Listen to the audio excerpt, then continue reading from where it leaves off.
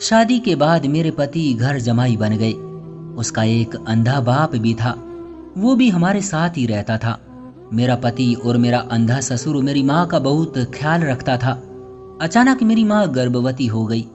मेरे तो होश ही उड़ गए, क्योंकि मेरे पापा इस दुनिया में नहीं थे। मुझे अपने पति और अपने ससुर पर शक हुआ, तो मैंने अपनी माँ का डीएनए टेस्ट कराया। रिपोर्ट देखकर मेरे पैरों तले से जमीन निकल गई, क्योंकि उस रिपोर्ट में मैं अपने माँ बाप की इकलौती बेटी थी। मेरा नाम आरोही है और मेरी उम्र 19 साल थी। हमारे लिए कमाने वाला कोई नहीं था, इसलिए मेरी माँ एक स्कूल में आया भर्ती हो गई थी। माँ की इतनी सैलरी थी कि हम माँ बेटी का गुजर बसर आसानी से हो जाता था। मेरी माँ बताती थी, जब मैं सिर्फ 6 साल की थी तो मेरे पिता एक रोड एक्सीडेंट में गुजर गए थे। मेरी माँ अनपढ़ और बहुत ही मासूम औरत थी। पापा के इस दुनिया से चले जाने के बाद माँ ने एक प्राइवेट स्कूल में आया की नौकरी के लिए अप्लाई किया, तो उन्हें नौकरी मिल गई। माँ ने स्कूल में 8 साल जॉब की थी। उसके बाद माँ ने जॉब छोड़ दी थी। माँ को हर महीने अच्छे खासे पैसे मिल रहे थे। वो पैसे कौन दे रहा था, माँ मुझे नहीं बताती थी। मैं जब भी उनसे पूछती तो वो टाल देती थी। मैंने भी 5वीं तक पढ़ाई की थी। मुझे पढ़ने का शौक नहीं था। हमारे पास इतने पैसे भी नहीं थे, इसलिए मैं घर बैठ गई थी। मेरी माँ को मेरी शादी की भी फिक्र रहती थी। मेरी माँ की ख्वाहिश थी कि मेरा पति घर जमाई बन जाए, क्योंकि मेरी शादी के बाद मेरी माँ को अकेला हो जाना था। मुझे अपनी माँ से बहुत मोहब्बत थी। मैं तो अपनी माँ को एक पल के लिए भी अकेली छोड़ने का सोच भी नहीं सकती थी। मेरी माँ ने जिस तरह मुश्किल हालात का सामना करते हुए मुझे पाला और मुझे जवान किया था, ये मैं ही जानती थी। वो खूबसूरत और जवान थी, लेकिन माँ ने मेरी खातिर दूसरी शादी नहीं की थी। हम जिस घर में रहते थे वो मेरी माँ के नाम था। मेरी माँ अब भी जवान ही दिखाई देती थी। वो बताती थी कि जब मेरी शादी हुई थी तो मेरी उम्र सिर्फ 14 साल थी। मेरी माँ का संबंध भी गरीब घराने से था। माँ भी अपने माँ बाप की इकलौती बेटी थी।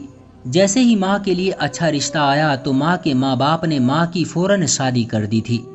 मेरी माँ ने बताया था कि मेरे पिता एक बैंक में गार्ड थे। पापा की ड्यूटी 12 घंटे होती थी। कभी पापा की रात की ड्यूटी होती थी तो कभी दिन की होती थी। मेरे पापा को बेटे की बहुत इच्छा थी, लेकिन ऊपर वाले ने उन्हें बेटी दे दी थी। पापा तो मुझसे भी बहुत मोहब्बत करते थे। वो छुट्टी वाले दिन मुझे कांधों पर बैठाकर पार्क में ले जाते थे। मैंने पापा की वो तस्वीर देखी थी जो उनकी मेरी माँ के साथ थी। मेरी माँ ने बताया था कि तेरे पापा की मृत्यु के बाद मेरे लिए कई रिश्ते आए थे, लेकिन मैंने मना कर दिया था। मेरी माँ अब भी जवान और खूबसूरत थी। उनकी उम्र 33 साल थी। मेरी माँ की रंगत बहुत गोरी थी। सख्त गर्मियों में लोगों की रंगत में काफ़ी फर्क पड़ जाता है, लेकिन मेरी माँ की रंगत में जरा भी फर्क नहीं पड़ता था। एक दिन मम्मी पड़ोसन के घर गई। कुछ देर के बाद वापस आई तो बहुत तो खुश थी। मेरे पूछने पर माँ ने बताया कि आरोही, कल तुझे देखने के लिए कुछ लोग आ रहे हैं। मैंने उन्हें बता दिया कि मुझे ऐसा दामाद चाहिए जो घर जमाई बन जाए। एक लड़का है जो अपने अंधे बाप के साथ किराए के मकान में रहता है। पड़ोसन ने मेरे सामने उस लड़के से बात की है कि क्या तू घर जमाई बनने के लिए तैयार है, और वो मान भी गया। मैंने माँ से कुछ ना कहा और सर झुका दिया। अगले दिन एक बूढ़ी औरत एक लड़के के साथ आई। लड़का वही था जिससे मेरी शादी होनी थी। वो मेरा हम उम्र और बहुत ही खूबसूरत दिखाई देता था। उसका नाम रंजीत था। वो बूढ़ी औरत रंजीत की दूर की रिश्तेदार थी। बातचीत के बीच मम्मी ने उनके सामने अपनी डिमांड रख दी थी कि वो घर दामाद रखना चाहती है। अगर मंजूर है तो इस रविवार को सादगी से शादी कर देते हैं। लड़का राजी हो गया था, लेकिन उसकी भी एक शर्त थी कि वो अपने बूढ़े अंधे बाप को अपने साथ ही रखेगा। मेरी माँ को इस बात से कोई ऐतराज नहीं था। फिर दोनों खानदानों की तरफ से हाँ हो गई और रविवार को मेरी शादी रंजीत के साथ हो गई। 2-3 दिन तो मैं उसके साथ उसके किराए वाले घर में ही रही थी। फिर उसने अपना सारा सामान हमारे घर में शिफ्ट कर लिया था। हमारा मकान 2 मंजिल का था और 6 कमरे थे। मम्मी ने एक कमरा रंजीत के बूढ़े बाप को दे दिया था। एक कमरे में मैं और रंजीत रहते थे और एक कमरे में मेरी माँ रहती थी। बाकी 2 कमरे खाली पड़े थे और एक कमरा स्टोर के तौर पर इस्तेमाल होता था। रंजीत किसी अखबार में नौकरी करता था। वो सुबह 8 बजे जाता था और शाम को 5 बजे घर आ जाता था। वो बहुत अच्छा इंसान था। वो खुले दिल का मालिक था। उसने मुझे बताया था कि जब वो 8 साल का था तो उसकी माँ भगवान को प्यारी हो गई थी। उसके बूढ़े बाप ने उसे माँ और बाप दोनों बनकर पाला था। वो मेहनत मजदूरी करता था। एक हादसे में उनकी आंखों की रोशनी चली गई थी। रंजीत ने इलाज कराने की बहुत कोशिश की थी, लेकिन इलाज बहुत महंगा था। उसकी सैलरी इतनी नहीं थी कि अपने पिता की आंखों का इलाज करा सकता। रंजीत को दूसरे देश जाने का बहुत शौक था। वो चाहता था कि वो इतना कमाए कि वो अपने बाप की आंखों का इलाज करा सके, लेकिन अपने पिता को छोड़कर नहीं जा सकता। उसके पिता को उसकी जरूरत थी। मेरा ससुर भी बहुत अच्छा इंसान था। दिन गुजरते रहे। हम अपनी जिंदगी में बहुत खुश थे। रंजीत ने पूरे घर का खर्चा उठा लिया था। मेरी माँ बिजली, गैस और पानी का बिल भरती थी, क्योंकि दामाद ने भी घर की जिम्मेदारी उठा ली थी। इसलिए हमारे घर में खुशहाली आना शुरू हो गई थी। महीने में एक बार रंजीत मुझे खाना खिलाने बाहर ले जाता था। हम एक अच्छे से होटल में खाना खाते और फिर घूमते हुए घर आ जाते थे। रंजीत के पास मोटरसाइकिल भी थी। एक दिन मैंने माँ को देखा तो बहुत परेशान और खोई खोई सी थी। बैठे बैठे वो यूं खो जाती थी जैसे ख्यालों ही ख्यालों में दूसरी दुनिया में पहुंच गई हो। मैंने माँ से उनकी परेशानी पूछने की कोशिश की, लेकिन वो नहीं बताती थी। मैं माँ की आदत को जानती थी। वो जिस राज को अपने सीने में छुपा लेती थी उसे कभी बाहर नहीं निकालती थी। मुझे लगा कि कोई ऐसी बात है जिसने मेरी माँ को परेशान कर रखा है। मुझे समझ नहीं आता था कि मैं माँ से कैसे उगलवाऊं। मैं माँ को परेशान नहीं देख सकती थी। माँ ने अपनी जवानी मेरी वजह से बर्बाद कर दी थी। माँ ने दूसरी शादी ना करने की वजह भी बताई थी कि क्या पता तुम्हारा सौतेला बाप कोई बुरा इंसान हो जो तुम्हें बेटी ही ना समझे और तुम्हारे साथ सौतेलेपन वाला सलूक करे। इसलिए मैंने दूसरी शादी नहीं की और ना कभी करूंगी। बस मैं यही समझती रही कि मेरा सुहाग जिंदा है। मैं अपनी माँ की अजीब अजीब बातें सुनकर हैरान होती थी। मैंने ऐसी कई माएँ देखी थी जो पति के गुजरने के बाद औलाद वाली होकर भी दूसरी शादी कर लेती थी। वो अपनी जवान औलाद की भी परवाह नहीं करती थी। बाद में पता चलता था कि उसी माँ ने अपने पति की खातिर अपनी औलाद को छोड़ दिया। लोग कहते हैं कि औरत मर्द के बगैर कुछ भी नहीं। अकेली औरत मर्द के बगैर जिंदगी नहीं गुजार सकती, लेकिन मेरी माँ ने मेरे पिता के बगैर ही जिंदगी गुजारी थी और अभी भी गुजार रही है। जैसे जैसे दिन गुजर रहे थे मेरी माँ की परेशानी भी बढ़ती जा रही थी। मैं अंदर ही अंदर परेशान रहती थी कि मेरी माँ आखिर अपनी परेशानी मुझसे शेयर क्यों नहीं करती। इसी बात को रंजीत ने भी महसूस कर लिया था। वो मेरी माँ को सास कम माँ ज्यादा समझता था। उसने भी मेरी माँ से परेशानी के बारे में पूछा था, लेकिन माँ ने मुस्कुराते हुए टाल दिया था। कोई तो ऐसी बात थी जिसने मेरी माँ की नींदें भी हराम कर दी थी। एक दिन मैं और रंजीत मोटरसाइकिल पर बैठे दही भल्ले खाने कैंट की तरफ जा रहे थे। रास्ते में एक गर्भवती महिलाओं का हॉस्पिटल था। जब हम घर से निकले थे तो मेरी माँ घर पर नहीं थी।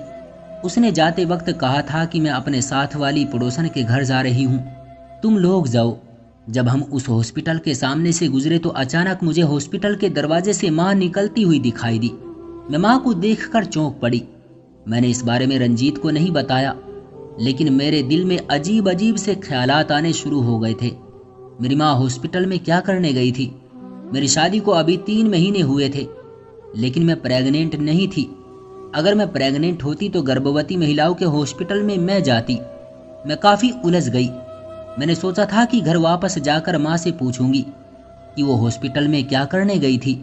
हमने दही भल्ले की दुकान में बैठकर दही भल्ले खाए। वापसी पर रंजीत ने मेरी माँ के लिए दही भल्ले का पैकेट बनवा लिया था। मेरे ससुर को दही भल्ले पसंद नहीं थे, इसलिए रंजीत ने उनके लिए पैकेट नहीं बनवाया था। रात 9 बजे हम घर पहुंच गए थे। मेरे पास घर के ताले की दूसरी चाबी थी, इसलिए मैंने दरवाज़ा खोल दिया था। मेरी माँ अपने कमरे में थी। उनके कमरे की लाइट जल रही थी। इसका मतलब था कि वो अभी तक जाग रही है। मैंने एक प्लेट में दही भल्ले डाले और माँ को देने उनके कमरे में चली गई। माँ बिस्तर पर लेटी गहरी सोच में गुम थी। माँ को मेरे आने का भी पता नहीं चला था। जब मैंने माँ का बाजू पकड़कर हिलाया तो वो एकदम से चौंकी और मुझे देखते ही उठकर बैठ गई। मैंने माँ के पास बैठते हुए कहा, लो मम्मी, मैं तुम्हारे लिए भी दही भल्ले लेकर आई हूँ। माँ को भी दही भल्ले बहुत पसंद थे, लेकिन उस वक्त माँ ने कहा कि मेरी तबीयत ठीक नहीं है, मेरा दिल दही भल्ले खाने को नहीं चाह रहा, ये तुम खा लो। माँ की बात सुनकर मुझे हैरत हुई। मेरी माँ और दही भल्ले नहीं खा रही थी। मैंने प्लेट मेज पर रखी और माँ से पूछा, मम्मी तुम ठीक तो हो ना? क्या हो गया है, तुम्हारी तबीयत तो ठीक है ना? माँ ने मेरे हाथ पर अपना हाथ रखा और कहने लगी, मेरी बच्ची तुम्हें परेशान होने की जरूरत नहीं है, बस सर में थोड़ा दर्द है, गोली खाली है, अभी आराम हो जाएगा, तुम जाओ, रंजीत तुम्हारा इंतजार कर रहा होगा। मैंने माँ से कहा कि माँ मैं तुम्हारी फिक्र क्यों ना करूं, तुम मेरी माँ हो और मैं तुमसे बहुत मोहब्बत करती हूँ। मैं तुम्हें परेशान देखती हूँ तो मेरा कलेजा मुंह को आता है। एक तो तुम अपनी परेशानी मुझसे शेयर नहीं करती, इसलिए मैं क्या कहूँ। मेरी माँ मुस्कुराई और कहने लगी, आरोही जब मुझे कोई परेशानी है ही नहीं तो मैं तुमसे क्या शेयर करूँ। तुम मेरी फिक्र करना छोड़ दो, तुम्हारी शादी हो चुकी है और तुम्हें बहुत अच्छा पति भी मिल गया है, इसलिए अब तुम उसकी फिक्र किया करो, उसका ख्याल रखा करो। रंजीत बहुत अच्छा लड़का है, मैं नहीं चाहती कि वो तुम्हारी किसी बात पर नाराज हो। मैं समझ गई थी कि मेरी माँ ने मुझे टाल दिया है। माँ को जो परेशानी थी वो मुझसे शेयर नहीं करना चाहती थी। मैं जानती थी कि मैं माँ को जितना मर्जी फोर्स कर लूँ वो मुझे कुछ नहीं बताएगी, इसलिए मैं दही भल्ले की प्लेट उठाकर अपने कमरे में आ गई। मैंने माँ की तबीयत के बारे में, गर्भवती हॉस्पिटल के बारे में भी पूछना सही नहीं समझा था। सोचा था कि कल माँ से बात करूंगी जब उनकी तबीयत ठीक होगी। रंजीत टीवी देखने में व्यस्त था। उसने मेरे हाथ में दही भल्ले की प्लेट देखी तो पूछा, क्या माँ ने दही भल्ले नहीं खाए? मैंने उसे बताया कि माँ की तबीयत खराब है, इसलिए उन्होंने वापस कर दिए हैं। मैंने वो दही भल्ले खा लिए। मैंने रंजीत को भी ऑफर किए, लेकिन उसने मना कर दिया था। अगले दिन जब रंजीत नौकरी पर चला गया और माँ घर के लिए सौदा लेने बाजार चली गई तो मैं घर की सफाई सुथराई में लग गई। मैं अपने कमरे के साथ साथ माँ का कमरा भी साफ करती थी। मैं माँ को कोई काम नहीं करने देना चाहती थी। सारी जिंदगी उसने मुझे काम कर कर के खिलाया पिलाया था, लेकिन माँ कहती थी कि अभी मेरी उम्र ही क्या है, अगर मैं आराम करने लग गई तो बीमार पड़ जाऊंगी। इसलिए मेरी माँ घर के कामकाज के अलावा बाहर के काम भी करती थी। सौदा सब्जी मेरी माँ ही लाती थी, लेकिन जब रंजीत घर पर होता था तो वही ये सारे काम करता था। मैं पहले माँ के कमरे की सफाई करने लगी। मेरे ससुर अपने कमरे में ही रहते थे, क्योंकि उनकी आंखों की रोशनी नहीं थी, इसलिए वो अपने कमरे से बाहर नहीं निकलते थे। मेरी माँ ही उनको खाना देकर आती थी। हर दिन रंजीत शाम के वक्त मेरे ससुर को घुमाने फिराने बाहर ले जाता था। इससे मेरे ससुर बहुत अच्छा महसूस करते थे। वो रंजीत मुझे और मेरी माँ को बहुत दुआएं देते थे। माँ के कमरे की सफाई करते करते अचानक मेरी नज़र मेज की दराज से निकले कागज पर पड़ी। मेरी माँ पढ़ी लिखी तो थी नहीं, फिर इसके पास कागज का क्या काम। मैंने झाड़ू फर्श पर फेंकी और दराज से वो कागज निकाल लिया। वो उसी गर्भवती हॉस्पिटल का लेटर पैड था जहाँ से मैंने माँ को कल निकलते हुए देखा था। मैंने जब कागज पर लिखा हुआ पढ़ा तो मेरे हाथों के तोते उड़ गए। मुझे यकीन नहीं आ रहा था। मेरे मुंह से अचानक हा निकल गया था। मुझे थोड़ी बहुत अंग्रेजी पढ़नी आती थी, इसलिए मैंने लेटर पैड पर लिखा हुआ पढ़ लिया था। उस कागज के मुताबिक मेरी माँ 2 महीने की प्रेग्नेंट थी। ये कैसे हो सकता था, क्योंकि मेरे पापा तो जिंदा नहीं थे। घर में मेरा बूढ़ा ससुर और मेरे पति ही रहते थे। मेरे दिमाग में ख्याल आया कि क्या मेरा ससुर या मेरे पति के मेरी माँ के साथ गलत संबंध थे। ये बहुत ही घटिया ख्याल था, लेकिन मैं सोचने पर मजबूर हो गई थी। मेरी माँ ने पापा की मृत्यु के बाद कभी किसी मर्द की तरफ नज़र उठाकर देखा तक नहीं था, तो अब माँ ने ऐसा क्यों किया था? मैं माँ से पूछना चाहती थी, लेकिन मुझ में हिम्मत नहीं हो रही थी। मुझे अब समझ आ गया था मेरी माँ दिन रात क्यों परेशान रहने लगी थी। माँ की दिन ब दिन क्यों तबीयत खराब रहती थी। मेरी माँ ही सही सही बता सकती थी कि उसकी कोख में जो बच्चा पल रहा है वो किसका है। मैं इस बात पर हैरान थी। मेरी माँ जो पवित्र किरदार की मालिक थी, वो अब ऐसी गलती कैसे कर सकती थी? आखिर माँ का किस मर्द के साथ संबंध है? मुझे इस बात की तह तक पहुंचना था। मेरी माँ मेरी आइडियल थी, लेकिन वो रिपोर्ट देखने के बाद मेरा दिल माँ की तरफ से बददिल हो गया था। मैंने रिपोर्ट दराज में रखने के बजाय अपने पास ही रख ली और माँ के कमरे की सफाई करने के बाद मैं अपने कमरे में चली गई। मेरा दिल बहुत खराब हो गया था, इसलिए मैंने अपने कमरे की सफाई नहीं की। मैंने ठान लिया था कि मैं मौका मिलते ही माँ से बात करूंगी। मैं सच्चाई जानना चाहती थी। गुस्से से मेरा खून खोल रहा था। कुछ देर के बाद माँ सब्जी और सौदा लेकर घर आ गई। मुझे दुखी देखकर वो रुक गई। क्या बात है आरोही, तुम्हारे चेहरे से लग रहा है कि तुम उलझी हुई हो। क्या कुछ हुआ है बेटा? जवाब में मैंने वो रिपोर्ट माँ के सामने की तो वो हैरान रह गई। उसकी आंखें फैल गई थी और माँ चुप हो गई थी। माँ की खामोशी मुझे खाने लगी। मैंने गुस्से से पूछा, माँ बताओ ये क्या है? किसके साथ तुम्हारे गलत संबंध है? कौन है इस बच्चे का बाप जो तुम्हारी कोख में पल रहा है? बताओ माँ। मेरी माँ पथराई हुई आंखों से मेरे हाथ में मौजूद रिपोर्ट को देख रही थी। वो चुप हो गई थी, जैसे उसकी जुबान को ताला लग गया हो। माँ की खामोशी से मैं यही समझी कि माँ के वाकई किसी के साथ नाजायज संबंध है। मैंने माँ को चुप देखा तो मेरा गुस्सा और ज्यादा बढ़ गया। मैंने दोबारा गुस्से से माँ से पूछा, बताओ माँ, तुम्हारा किसके साथ संबंध है? कौन है वो नीच जिसने तुम्हें प्रेग्नेंट कर दिया है? माँ तुम तो ऐसी नहीं थी, फिर तुमने ये गलत कदम क्यों उठाया? मेरी माँ ने मेरे मुंह पर हाथ रख दिया और सिसकते हुए कहने लगी कि आरोही, ऊपर वाले के लिए खामोश हो जाओ। क्या तुम मुझे पूरी दुनिया में बदनाम करना चाहती हो? मैंने कहा, तो फिर बताओ माँ, वो कौन है जिसका बच्चा तुम्हारी कोख में पल रहा है? मेरी माँ ने नहीं में सिर हिलाते हुए कहा कि मैं नहीं बता सकती। भगवान के लिए मुझसे मत पूछो, मैं पहले ही बहुत परेशान हूँ। मेरा शक अपने पति और अंधे ससुर पर था। मर्द कब बदल जाए, कब वो इंसान से हैवान बन जाए, कुछ पता ही नहीं चलता। हमारे घर में उन दोनों के अलावा और कोई मर्द नहीं था। सबसे अहम बात ये थी कि उनके आने के बाद ही मेरी माँ प्रेग्नेंट हुई थी। बात ये नहीं थी कि लोग क्या कहेंगे। इस उम्र में मेरी माँ एक बच्चे को जन्म देगी। बात ये थी कि इस बच्चे का असल बाप कौन था। मैं अपनी माँ की जिद को बहुत अच्छी तरह जानती थी, इसलिए मैंने अपनी माँ, ससुर और पति का डीएनए कराने का फैसला किया। मेरी एक सहेली थी जो एक डॉक्टर थी और एक अस्पताल में जॉब भी करती थी। मैंने माँ, ससुर और पति के सर के बाल लिए और अपनी सहेली को दे दिए। उसने कहा कि वो कल तक डीएनए टेस्ट करके कल तक रिपोर्ट दे देंगे। मेरी माँ ज़्यादातर कमरे में ही बंद रहती थी। माँ के प्रेग्नेंट होने का मेरे पति और ससुर को नहीं पता था। मैंने सोच लिया था कि अगर मेरी माँ के साथ मेरे पति के गलत संबंध साबित हो गए तो मैं उसे कभी माफ़ नहीं करूँगी और उससे ना सिर्फ अलग होंगी बल्कि उसे मोहल्ले में बदनाम करके यहाँ से निकलवा दूंगी। 2 दिन के बाद मेरी सहेली का फ़ोन आ गया कि आकर रिपोर्ट ले लो। मैं रिपोर्ट लेने चली गई। रिपोर्ट देखकर मेरे पैरों तले से ज़मीन निकल गई, क्योंकि डीएनए टेस्ट के मुताबिक मेरी माँ की कोख में पलने वाले बच्चे का बाप न मेरा पति था और ना ही ससुर। उस बच्चे का बाप कोई और था। इसका मतलब था कि मेरी माँ के किसी गैर मर्द के साथ नाजायज संबंध थे। गुस्से से मेरा खून खोल उठा और मैं आपे से बाहर हो गई। मैं उसी हालत में घर पहुंची और सीधा माँ के कमरे में गई। मेरी माँ बिस्तर पर लेटी हुई थी। मुझे गुस्से में देखकर वो उठ बैठी।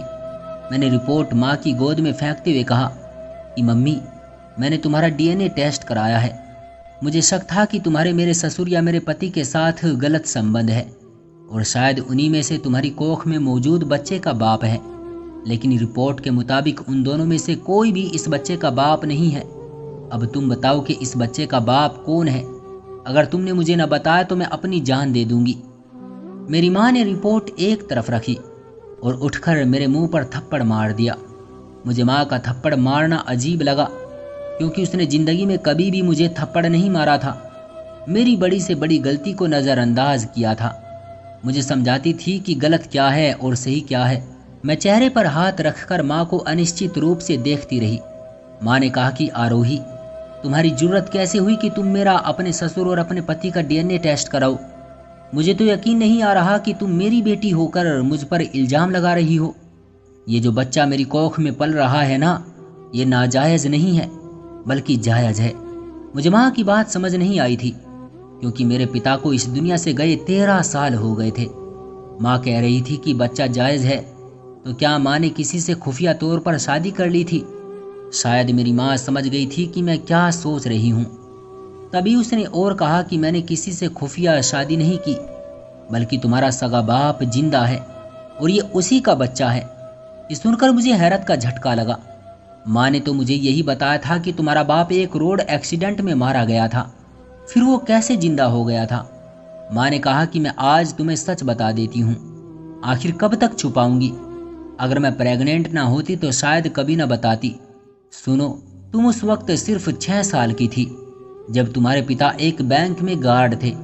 एक दिन वो दूसरों के साथ ड्यूटी कर रहे थे कि बैंक में कुछ डाकू घुस आए थे। वो लाखों रुपये लूट कर फरार हो गए थे। बैंक मैनेजर का शक था कि तुम्हारे पिता की उन डकैतों के साथ दोस्ती थी, इसलिए मैनेजर ने तुम्हारे पिता को पुलिस के हवाले कर दिया। पुलिस ने उसे अदालत में पेश किया और अदालत ने उसे 20 साल की सजा सुना दी। 2 महीने पहले ही तुम्हारे पिता जेल से छूट कर आए थे।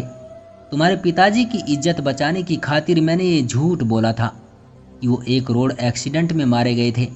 हमारे रिश्तेदार यही समझते थे कि तुम्हारा बाप उन डकैतों से मिला हुआ था। मैं तुम्हारे पिता से बहुत मोहब्बत करती हूँ।